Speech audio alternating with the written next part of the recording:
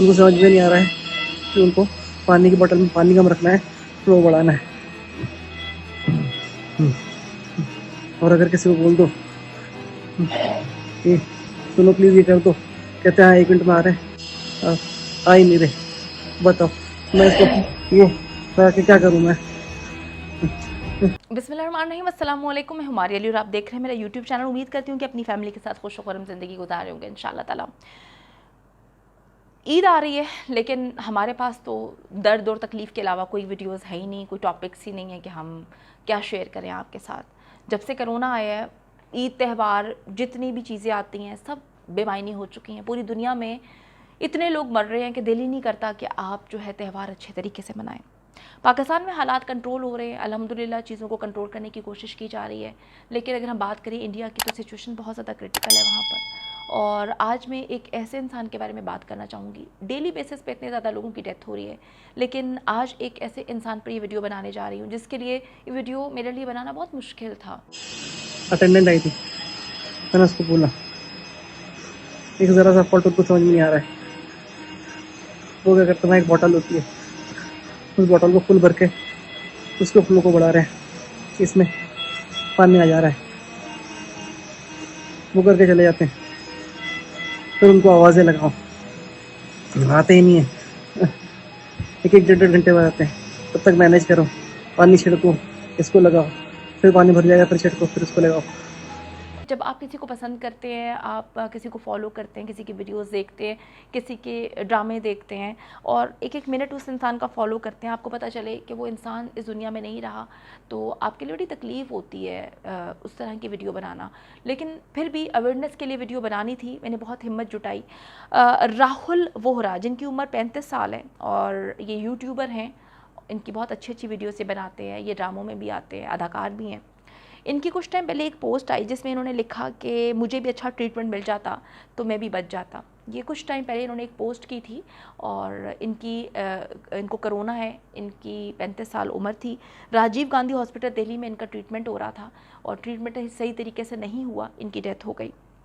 उसके कुछ घंटों के बाद इनकी वाइफ की जानिब से एक वीडियो क्लिप जो है इंस्टा पे शेयर किया जाता है। उस क्लिप को देखकर कोई भी इंसान, चाहे वो किसी मज़हब से ताल्लुक़ रखता हो, किसी फ़िरके से उसका ताल्लुक़ हो, किसी मुल्क से हो, कोई फ़र्क नहीं पड़ता। इंसानियत का रिश्ता जो होता है वो सबसे बड़ा होता है।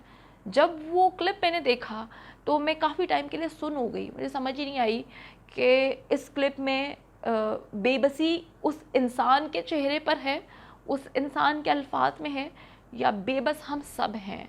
हम इतने बेबस हैं कि हमारे सामने इतनी छोटी छोटी उम्र के लोगों की मौत हो रही है और हम कुछ भी नहीं कर सकते। हम बिल्कुल हेल्पलेस हैं। इंसान इस हद तक हेल्पलेस हो जाएगा मैंने सोचा नहीं था।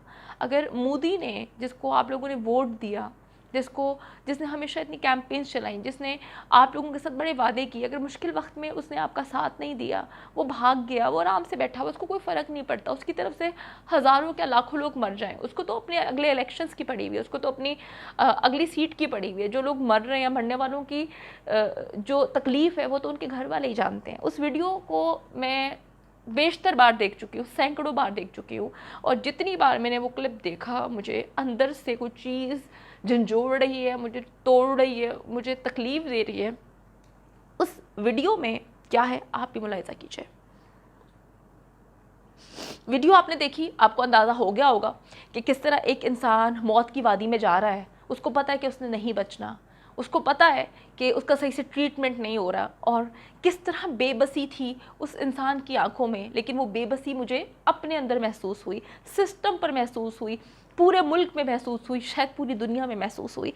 राहुल जो हैं वो राजीव गांधी हॉस्पिटल दिल्ली में उनका ट्रीटमेंट हो रहा था, और आपको पता है कि ऑक्सीजन की कितनी किल्लत है इस वक्त इंडिया में, ऑक्सीजन नहीं मिल रही। उनकी जानिब से कहा गया कि अटेंडेंट को जितनी बार बुलाया जा रहा था वो बहुत देर बाद आती थी। अटेंडेंट भी बेचारे बेबस है, क्या करें, अटेंडेंट के पास भी इस वक्त ऑक्सीजन है ही नहीं, इंडिया में ऑक्सीजन है ही नहीं। जिसने ये सारी चीज़ों को देखना है वो तो आराम से अपने घर में बैठा हुआ है, अपने महल में बैठा हुआ है, उसकी तरफ से लोग जिए मरे उसको कोई लेना देना नहीं। उसको अटेंडेंट को बार बार बुलाने पर जब वो आती थी तो पानी का छिड़काव किया जाता था, उसके अंदर ऑक्सीजन ही नहीं आ रहा था। ये लोग बड़ी मुश्किल से सांस लेने की कोशिश कर रहे थे। जब आपको ऑक्सीजन ही नहीं मिल रहा तो आप कैसे सर्वाइव कर सकते हैं? अपनी डेथ से कुछ दिन पहले एक बड़ी तकलीफ दे पोस्ट राहुल की जानिब से जो है की गई। उन्होंने कहा सैटरडे को कि हाँ, मुझे भी ट्रीटमेंट अच्छा मिल जाता तो मैं भी बच जाता। उन्होंने टैग किया प्राइम मिनिस्टर नरेंद्र मोदी साहब को, डिप्टी चीफ मिनिस्टर दिल्ली को उन्होंने ये टैग किया और उन्होंने कहा कि जल्द जन्म लूँगा और अच्छा काम करूँगा, अब हिम्मत हार चुका हूँ। जब इंसान हिम्मत हार जाए ना इस फेज़ में तो डेफिनेटली आपको कोई भी नहीं बचा सकता। इतना बुरा ट्रीटमेंट दिया जा रहा था। अगर मैं सोचती हूँ कि इन जैसे लोगों का, जो कि अदाकार है, लोग इनको जानते हैं, इनकी आवाज़ सुनती है, इनकी बात सुनी जाती है, अगर इन लोगों के साथ ऐसा हाल है तो सोचें कि वो जो निचला तबका है, जिनकी कोई पहुंच नहीं, जिनकी कोई फेसबुक तक या किसी जगह तक रसाई नहीं, उन बेचारों के साथ क्या बुरा हो रहा होगा। बहुत तकलीफ दे सिचुएशन है, बहुत तकलीफ दे। राहुल जैसे पता नहीं कितने लोग ऐसे हैं जिनकी इस तरह से डेथ हो रही होगी और उनको कोई पूछने वाला नहीं होगा। हम सिर्फ दुआ कर सकते हैं क्योंकि इंसान इस हद तक बेबस है। कोरोना ने झंझोड़ के रख दिया, कोरोना ने बता दिया। और इंडिया की हालत जो हो चुकी है, इसमें अगर मैं कहूँ कि मोदी कसूरवार है तो गलत ना होगा, क्योंकि मोदी ने प्री प्लानिंग्स नहीं की, मोदी ने सिस्टम को देखा नहीं, मोदी आराम से बैठा रहा और आज भी मोदी आराम से बैठा हुआ है। मर तो दूसरे लोग रहे हैं और इनके मरने से मोदी को कोई फ़र्क नहीं पड़ता, क्योंकि जो तकलीफ़ महसूस कर रहे हैं वो लोग, जिनकी फैमिली से लोग जा रहे हैं, वो तकलीफ़ मोदी कैसे महसूस कर सकता है।